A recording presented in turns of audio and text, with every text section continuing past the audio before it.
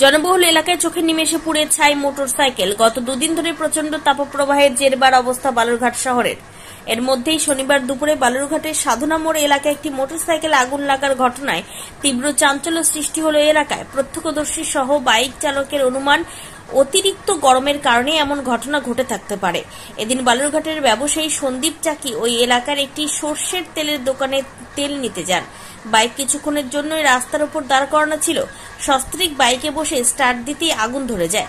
তৎক্ষণাৎ বাইক থেকে নেমে আগুন নেভানোর তোড়জোড় শুরু হয়। স্থানীয়রাও আগুন নেভানোর কাজে হাত লাগায়। তবে গাড়ির মালিকের অভিযোগ, বারংবার 101 নম্বরে দমকলকে ফোন করলেও সঠিক সময়ে এসে পৌঁছায়নি। আগুন নিভে যাওয়ার পরে তারা এলাকায় এসেছিল। ঘটনাস্থলে পরিদর্শনে এসে প্রাথমিক তদন্ত শুরু করেছে বালুরঘাট থানা পুলিশ।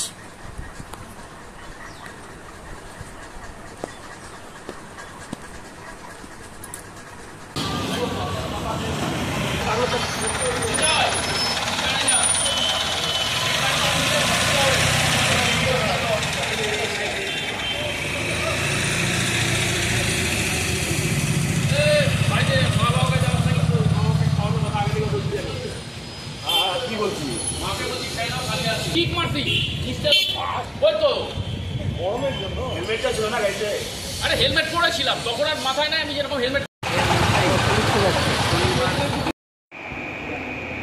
আমরা এমনিতে আমরা মানে সবসময় চেকিং করি, কিন্তু রিসেন্ট যে আমাদের দেশের অবস্থা, ওই অবস্থার উপর ভিত্তি করে আমরা মানে নিরাপত্তা আরও আঁটো করা হয়েছে। আমরা যেরকম ট্রেনের যাত্রীদের ব্যাগ চেক করি, মানে রেলওয়ে ট্র্যাক পেট্রোলিং করি, বিভিন্ন ধরনের মানে নিরাপত্তা বিষয়ক নীতিগুলো আমরা মানে বিশেষভাবে জোর দিচ্ছি আর কি। এই যুদ্ধের পরিস্থিতির মধ্যে এই বিষয়টিকে আরও জোরদার করা হয়েছে। হ্যাঁ, যুদ্ধের পরিস্থিতির ভিত্তিতে আর একটু জোরদার করা হয়েছে। এমনিতেই আমাদের এগুলো ছিলই, এগুলো আমরা করি, কিন্তু এখন একটু আগে করা হয়েছে। কি দেখলেন হঠাৎ করে, কি হলো, ঘটনাটা কি হয়েছে? হঠাৎ করে বাইক এটা এখানে দাঁড়ালো, এখানে বাইকটা দাঁড়িয়ে প্রভাত তেলের মিলে তেল নিতে এসছে। বাইকটা তেল নিয়ে তেলের জারটা নিয়ে গিয়ে বাইকের মানে তেল আটকে দিল। আটকে দেওয়ার পরে বাইকটা জাস্ট স্টার্ট করতে নিয়েছে। স্টার্ট করতে নিয়ে তখন বট করে আমার ট্যাঙ্কির ওখানে আগুন জ্বলে যায়। তারপরে তো যাক কোনো তেলের ট্যাঙ্ক মানে জারটা এনে ফেরার তেলের জারটা এনে চলে আসে বাইকওয়ালা। তারপরে প্রচণ্ড মানে মানে ঝিকঝিক করে জ্বলে গেছে, আগুন জ্বলে গেছে। কেন আগুনটা কি করে লাগতে পারলো, কি মনে হচ্ছে? আমার তো ভয় হচ্ছে রোদের তাপে। রোদের তাপ আজকে কিরকম পড়েছে? রোদের তাপ আজকে, এই কারণে কি হতে পারে মনে হচ্ছে? আমরা সকলে তো তাই মনে করছি, রোদের তাপে হয়তো আগুনটা জ্বলে যায়। স্টার্ট করতে নিয়ে যখন শর্ট সার্কিট হতে পারে বলতে পারছি না। যাই আমরা পুলিশ এসেছিল, ফায়ার ব্রিগেড এসেছিল, থানা থেকে এসেছিল, ফায়ার ব্রিগেড এসেছিল, সেসব যাই জল গাড়ি মানে নিভেছে, আগুনটা নিভেছে। এখন বাইকটা দাঁড়িয়ে আছে। আপনার নাম? আমার নাম প্রণব মহন্ত।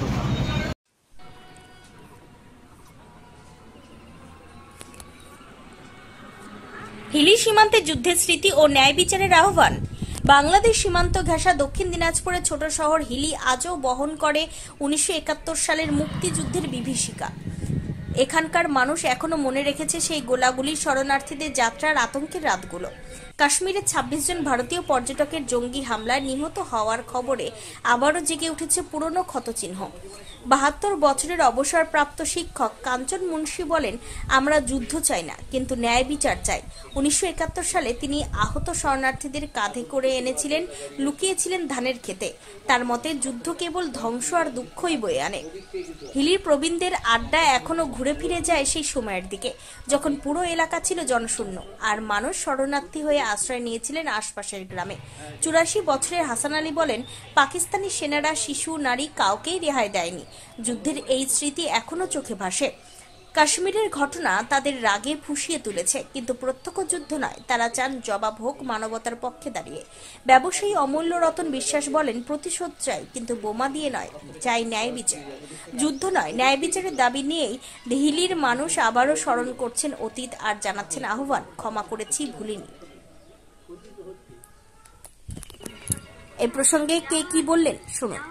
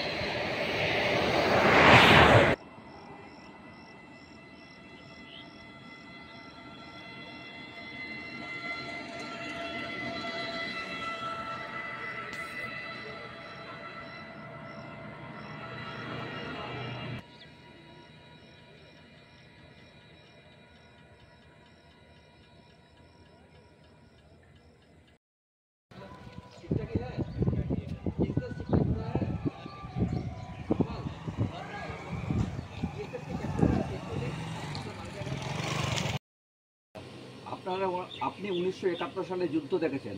এখন পাকিস্তানের সাথে ভারতের যে সম্পর্ক যে কোনো সময় যুদ্ধ লাগতে পারে এবং ইতিমধ্যে পাকিস্তানের জঙ্গি ঘাঁটিগুলোর দিকে ভারত সীমানা ভারত তাক করে যুদ্ধ অলরেডি কিছুটা হলেও শুরু করে দিয়েছে। তো এখন এই বিষয়টা নিয়ে আপনি কি ভাবছেন? এই বিষয়ের ভাবনা বলতে আপনি যে 71 যুদ্ধের কথা বললেন, 71 সালে যে যুদ্ধ হয়েছিল তার তিক্ত অভিজ্ঞতা আমাদের আছে। এই তিক্ত অভিজ্ঞতার থেকে বলি, সে সময় যে ঘটনা ঘটেছিল, যে যুদ্ধ বিগ্রহের ফলে প্রতিটা হিলিবাসীকে তার নিজ গৃহ ছেড়ে একটু দূরে কোথাও যে আশ্রয় নিতে হয়েছে। যেমন ওপার থেকে শরণার্থীরা এসেছে, আর আমাদের হিলিবাসীকেও কিন্তু সেই শরণার্থীর জায়গায় পৌঁছাতে হয়েছে। আমরাও শরণার্থী হয়েছি। দীর্ঘ কম বেশি 1 বছর প্রায় এই যুদ্ধ বিগ্রহ চলেছিল। তারপরে সবাই যার যার মতো আবার নিজ স্থানে চলে আসে। প্রতিটা বাড়িতে প্রায় বাঙ্কার করা হয়েছিল। এই যুদ্ধের যে তিক্ত অভিজ্ঞতা সেটা আমাদের আছে, কিন্তু আজকে যে কথাটা আপনি তুলে ধরছেন যে পাকিস্তানকে আক্রমণ করছে আমাদের দেশ, সেখানে বলবো যে নিশ্চয়ই আমাদের সাথে যার সম্পর্ক খারাপ তাকে সঠিক প্রত্যুত্তর না দিলে তো সম্ভব নয়। তাতে হয়তো নিশ্চয়ই আমরা যেরকম সেই সময় বিভিন্নভাবে দুঃখ কষ্টের মধ্যে দিয়ে দিন কাটাতে হয়েছে, ওইখানকার আশেপাশের অধিবাসীদেরও হয়তো ওভাবে অসুবিধার মধ্যে দিয়ে তাদের চলতে হবে। তারাও হয়তো আমাদের দেশে থেকেও শরণার্থীর মতো তাদেরকেও হয়তো কোথাও যেতে হবে। সেই জন্য সেটা নিশ্চয়ই মর্মান্তিক, কিন্তু তার থেকেও বেশি মর্মান্তিক যে ঘটনাগুলো ঘটেছে, যার পরিপ্রেক্ষিতে আমাদের দেশ আজকে পাকিস্তানকে আক্রমণ করছে, সেটা তো বেশি প্রয়োজন। নাহলে প্রতি মুহূর্তেই তো ঘর ছাড়া হতে হবে, প্রাণ নাশ হবে। 1971 সালে যুদ্ধের অভিজ্ঞতা আপনার, তখন তো আপনি মনে হয় খুব ছোট ছিলেন। তখন ক্লাস 9-এ পড়ি। তখন আপনার যুদ্ধের কথা মনে আছে? নিশ্চয়ই যুদ্ধের কথা মনে নয়, আপনি যে জায়গাটায় দাঁড়িয়েছেন তার সামনে তাকালে দেখবেন এখনও তার চিহ্নটা রয়েছে। কামানের গোলা এসে পড়েছিল মোটরের, সেই শেলের টুকরাতে যে টিটগুলো কেটেছে সে চিহ্নটা এখনও আছে। আপনাদের বাড়ির উপর কোনো রকম করে প্রভাব বিস্তার করেছিল এই শেলের আঘাত? হ্যাঁ, আপনার বাড়ি ক্ষতিগ্রস্ত হয়েছিল? ক্ষতিগ্রস্ত হয়েছে। আর বাড়িতেই কম বেশি এরকম ক্ষতিগ্রস্ত হয়েছে। আপনাদের আশেপাশে এরকম কতজন পরিবার তখন যুদ্ধের সময় তাদের প্রভাব পড়েছিল আর কি? টোটাল হিলিবাসীকেই ঘর ছাড়া হতে হয়েছিল, কারণ মিলিটারি ছাড়া আর কেউ থাকতো না। মাঝে মধ্যে মিলিটারিদের পারমিশন নিয়ে তখন ঢুকতে হতো। আপনারা তখন কোথায় ছিলেন? আমাদের আরেকটা জায়গা ছিল, নদিয়াতে ছিলাম আমরা। আর আমাদের আশেপাশের জায়গার মধ্যে এখানে কেউ কামারপাড়াতে আশ্রয় নিয়েছিল, কেউ হয়তো বুনিয়াদপুরে, বিভিন্ন প্রান্তে, কেউ হয়তো আশেপাশে গ্রাম পণ্ডিতপুর বলে একটা জায়গা আছে, সেখানে আমাদের বন্ধু বান্ধবরা অনেকে। মানে হিলিতে কেউ তখন ছিল না? না, হিলিতে কেউ ছিল না। আপনি কি করেন? আমি ব্যবসা করি। আপনার এখন বয়স কত? আমার 69। আপনার নাম? আমার নাম অমূল্য রতন বিশ্বাস। আপনি কতদিন ধরে, আপনারা কত জেনারেশন ধরে হিলিতে আছেন? 3 জেনারেশন। মানে কত সাল থেকে তাও? 110 বছর তো আমাদের স্কুলের বয়স হলো, তারও অনেক আগের থেকে। আপনারা কোন স্কুল দিয়েছেন? আমরা স্কুল না, আমার কলেজ দিয়ে সে জায়গা দেওয়া হয়েছে। মানে আপনাদের পরিবার থেকে কলেজকে জায়গা দেওয়া হচ্ছে, যেটা এখন বর্তমানে Hili college, Hili SBS government college, SBS government college. Subalchandra Bimala Sundari government college. আপনার নাম? অমূল্য রতন বিশ্বাস। 71 সালে যে যুদ্ধ এখানে হয়েছে, সেই সময় আমরা এখানে হিলিতে, তখন আমার এই বাড়িঘরটা কিছু ছিল। যুদ্ধের যেদিন শুরু হলো আমরা প্রত্যক্ষ করেছি যে যুদ্ধের ভয়াবহতা কী কেমন। আমরা সেই সময় এখান থেকে পালিয়েছি, পালিয়ে গিয়ে আমরা হাই স্কুলে আশ্রয় নিই। হাই স্কুলে আশ্রয় নিই, আমি তো ভয়ে হাই স্কুলের যে নিচের কাতন আছে ভেতরে সেই নিচে আমি আশ্রয় নিয়েছিলাম। এই যুদ্ধের সময় দলে দলে এই হিলি এলাকার সাধারণ মানুষ তার প্রাণ ভয়ে বিভিন্ন জায়গায় ছুটতে থাকে। কেউ বা টিওরে চলে যায়, কেউ ত্রিমোহনীতে যায়, কেউ বালুঘাট যায়, কেউ প্রতিরামে যায়, এরকম চলতে থাকে। আমরা তো সেই সময় আমাদের সেরকম সংগতি ছিল না যে বাইরে যাব, তো আমরা সেই সময় আশ্রয় নিয়েছিলাম পিওর কালীবাড়ি বলে একটা জায়গা, ওখানে আমার মাসির বাড়ি, ওই সমস্ত জায়গাতে আমরা আশ্রয় নিয়েছিলাম। ওখানে টেন্ট হয়েছিল, তাঁবু খাটানো হয়েছিল সরকারি পক্ষ থেকে, সেইখানে আমরা আশ্রয় নিয়েছিলাম। আপনি কোনো সেল পড়ছে এরকম কোনো শব্দ বা সেলের কোনো বা গুলি গোলা চলছে এরকম দেখেছেন? হ্যাঁ, আমার বাড়ি এই তো সামনে আপনার স্টেশন, এইটা পার হলে station, hill station. Hill station, সেই স্টেশনের ওপার থেকে গোড়াগুড়ি আসে, ওপার থেকে সেল আসে। তখন আপনার বয়স কিরকম ছিল? তখন আমি 71-এর ক্যান্ডিডেট, ওই আপনার হায়ার সেকেন্ডারি পাস করেছি সেই সময়। মানে 18 বছর প্রায় বয়স? হ্যাঁ, 71-এ আচ্ছা, পাস করেছি। মানে এখন কি মানে যুদ্ধ কি চান আপনি এখন, মানে পুরোদস্ত যুদ্ধ হোক? আমি যুদ্ধ চাই না। সন্ত্রাসবাদী যারা আমাদের এই 26 জনকে হত্যা করেছে, যেভাবে হত্যা করেছে, ধর্মীয় উন্মাদনা সৃষ্টি করে বেছে বেছে হত্যা করেছে, আমি তার বিরুদ্ধে, তার ঘোরতর বিরুদ্ধে।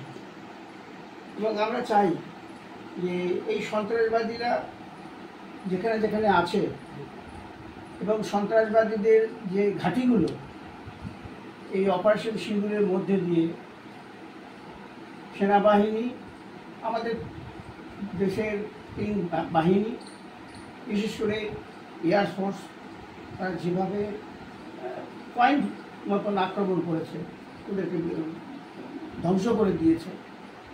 এবং তাদের এই 26 জনকে হত্যাকারী যারা জঙ্গিরা ছিল, সন্ত্রাসবাদীরা ছিল, তাদেরকে ধরে ধরে শাস্তি দিক, আইনগত ব্যবস্থা গ্রহণ করুক সরকার, আমরা এটা চাই।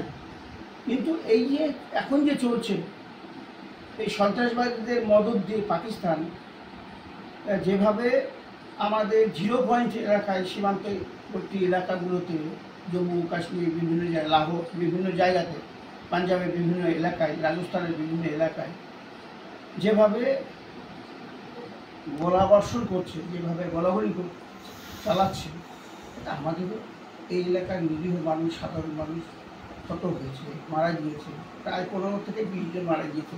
এটা সরকারি ঘোষণা, এটা নিন্দার ভাষা নেই, পাকিস্তানের বিরুদ্ধে বলার নিন্দার ভাষা নেই। পাকিস্তানের টেন্ডেন্সিটাই এরকম। কিন্তু আমরা চাই না ধর্মীয় নিরিখে বা ধর্মকে অবলম্বন করে বিভাজন তৈরি হোক, হিন্দু মুসলমানের মধ্যে বিভাজন তৈরি হোক, এটা আমরা চাই না কখনো। প্রশাসন যে কাজটা করেছে সিঁদুরের মধ্যে দিয়ে, সিঁদুর অভিযানের মধ্যে দিয়ে, এবং তারপরে এখন শুরু হয়েছে অশোক চক্র শুরু হয়েছে, এর মধ্যে দিয়ে যে অপারেশনটা শুরু করেছে, এটা অত্যন্ত ভালো এবং প্রশংসার যোগ্য। ভারতের এই সেনাবাহিনী প্রশংসার যোগ্য। আমরা চাই যে মানে আপনারা চাচ্ছেন সন্ত্রাসবাদীরা ধরা পড়ুক, তাদের শাস্তি হোক, আইনি ব্যবস্থা গ্রহণ করুক সরকার। আমরা যুদ্ধ চাই না কখনো। যুদ্ধের ক্ষয়ক্ষতি ভয়াবহতা আমরা দেখেছি, আমাদের চোখের সামনে দেখেছি। তো সেই কারণে আমরা চাই না কখনো দেশের মধ্যে যুদ্ধে। আমার নিজের পরিবারের লোকও হতে পারে, আপনার পরিবারের লোক হতে পারে, যারা আছে সেনাবাহিনীতে কাজকর্ম করছে এবং সীমান্ত এলাকায় যে সমস্ত সাধারণ মানুষ বসবাস করছে, তাদের প্রাণহানি ঘটুক, উন্নয়ন বন্ধ হয়ে যাক, জিনিসপত্রের দাম বাড়ুক, এটা আমরা চাই না। আবার বাড়ুক, মানুষজন গৃহ হারা হোক, গৃহ ছাড়া হোক, এলাকা ছাড়া হোক, এটা আমরা চাই না। আপনি কি করতেন? আমি প্রাইমারি স্কুলের শিক্ষক, এই স্কুলে। আপনার নাম? কাঞ্চনকান্তি মুন্সি। আপনার বাড়ি? আমার বাড়ি হিলি বাসুদেবপুর। তখন তো আমরা ছোটো ছিলাম, তখন আমাদের বয়স হয়তো 9-10 এরকমই হবে। আমরা যুদ্ধের সময় আমরা এখান থেকে সব পালিয়ে গেলাম, সব এখান থেকে চলে গেলাম আমরা বালুঘাটে, বালুঘাট থেকে কাঠিহার। হ্যাঁ, ওইখানেই ছিলাম যুদ্ধের সময়। যুদ্ধের সময় আমি এখানে ছিলাম না। হ্যাঁ, মানে আপনাকে যুদ্ধের সময় প্রায় উদ্বাস্তু হতে হয়েছিল। হ্যাঁ, উদ্বাস্তু হতে হবে। এখন আপনি কি চান, মানে কাশ্মীরের এই সন্ত্রাসবাদী ঘটনায় ভারত একটা বদলা নিক, নাকি পুরোদস্ত পাকিস্তানের সাথে যুদ্ধ হোক? না, একটা বদলা নেই, যুদ্ধ আমি চাই না। যুদ্ধ হলে পরে কি হয়, মানে যুদ্ধ হলে সকলেরই ক্ষতি হয়। কিরকম? হ্যাঁ, মানুষের ক্ষতি হয়, বাড়ি ঘরের ক্ষতি হয়, সব কিছুই ক্ষতি হয়। জিনিসপত্রের দামও বৃদ্ধি হয়। যুদ্ধ চাই না, বদলা চাই। আপনি এখান থেকে পালিয়ে গিয়ে কতদিন বাইরে ছিলেন? যখন স্বাধীনতা হলো তখনই আমরা চলে এলাম। মানে 1971 সালে এখান থেকে যখন বাংলাদেশের সাথে যুদ্ধ হলো, তখন এখান থেকে যে পালিয়ে গেলেন, তারপর আবার কবে ফিরলেন? তারপরে যখন স্বাধীনতা হয়ে গেল তারপরেই আমরা চলে এলাম। মানে বাংলাদেশ স্বাধীন হওয়ার পরে আবার চলে এলেন? আবার চলে এলাম। তো এই যে উদ্বাস্তু হয়ে আপনার তো নিশ্চয়ই খুব একটা ভালো লাগেনি যে নিজের বাড়িঘর ছেড়ে চলে যাওয়া? না, ওখানে আমার দাদার বাড়ি ছিল কাঠিহারে, দাদা চাকরি করতো। সেই সুবাদে ওখানে আমাদের ফ্যামিলি সব চলে গেল। আমার দিদির বিয়ে হলো ওখানে। যেদিন দিদির বিয়ে হলো সেদিন বালুঘাট থেকে সব ছুটে এলো আমার ওখানে, যে বালুঘাটে সেলিং হয়েছে, ওখান থেকে আমার কাঠিয়ার বাড়িতে চলে এলো। আপনার এখন বয়স কত? তখন আমার বললাম তো, এখন বয়স 72 বছর বয়স। আপনার নাম? আমার নাম শ্যামল কর্মকার।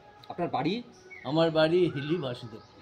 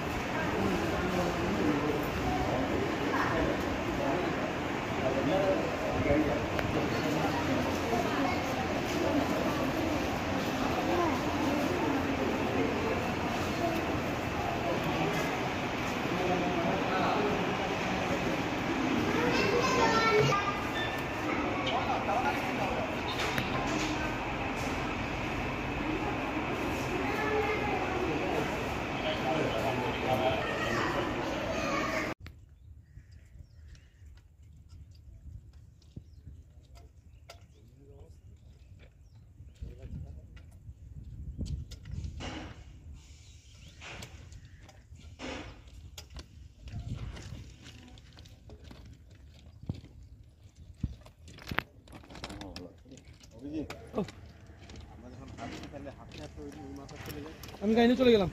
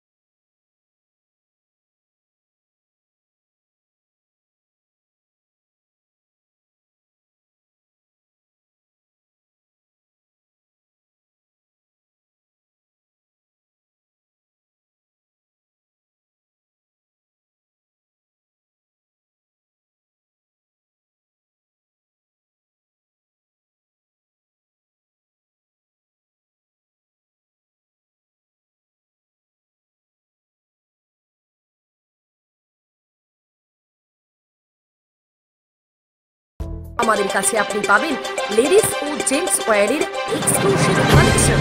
তাই আর দেরি না করে চলে আসুন আমাদের ঠিকানায়, এনএস রোড, সমবায় ভবন, কালী। আপনি কি একজন বই প্রেমী, কিংবা আপনি কি বই পড়তে ভালোবাসেন কিন্তু আপনার পছন্দ মতো বই কোথা থেকে ক্রয় করবেন ভাবছেন? এখন আপনার এলাকায় মীরা পুস্তকালয়ে আপনি পেয়ে যাবেন সমস্ত ধরনের বই। যেমন এখানে পাবেন স্কুল কলেজের পাঠ্যপুস্তক, বিভিন্ন চাকরির পরীক্ষার বই, এছাড়া ধর্মগ্রন্থ, শিক্ষামূলক সামগ্রী, অফিস স্টেশনারি, ড্রয়িং সামগ্রী এবং খেলাধুলার সরঞ্জাম মীরা পুস্তকালয় থেকে ক্রয় করতে পারবেন। তাহলে আজই যোগাযোগ করুন আমাদের ঠিকানায়, সুকান্ত মোড়, কালিয়াগঞ্জ, উত্তর দিনাজপুর। যোগাযোগের জন্য নম্বর 8945933128।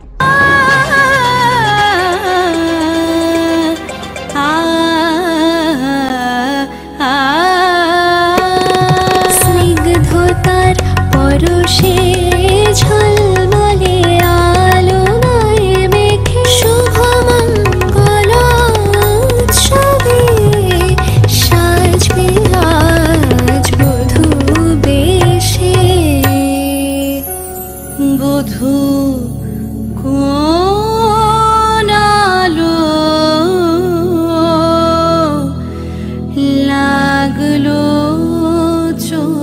শিবম, প্রতি মুহূর্তের উৎসবের গয়না। শিবম জুয়েলারি হাউস, চিরদিনের।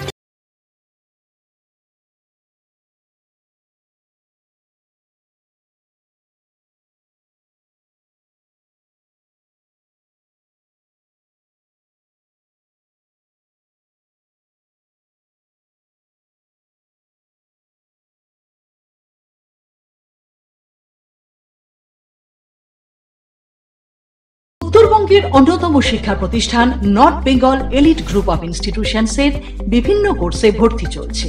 আমাদের institution North Bengal Elite Pharmacy College, যা পিসিআই দ্বারা অনুমোদিত এবং স্টেট কাউন্সিলের অ্যাফিলিয়েশন প্রাপ্ত।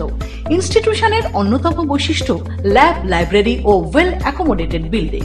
বিগত 10 বছর ধরে সুনামের সাথে বিএড ও ডিএলএড এর কোর্স সহ চলছে north Bengal Teachers Training college, যা এনসিটিই দ্বারা অনুমোদিত এবং BSAEU ও WBBP দ্বারা অ্যাফিলিয়েশন প্রাপ্ত।